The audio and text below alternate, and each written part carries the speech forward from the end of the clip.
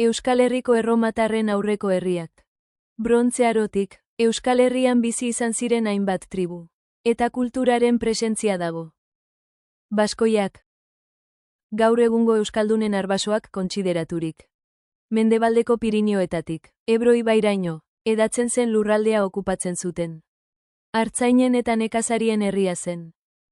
Klan eta tribuetan oinarritutako gizarte antolakuntzarekin. Bere hizkuntza, protoeuskera, egungo euskararen sustraitzat hartzen da. Barduliarrak, karistiarrak eta autrigoiak. Herri hauek Euskal Herriaren mendebaldean bizi ziren.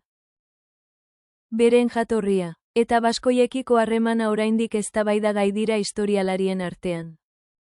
Uste da, baskoien kultura eta hizkuntza desberdinak zituztela. Baina haien eragina ere jaso zuten. Akitaniarrak.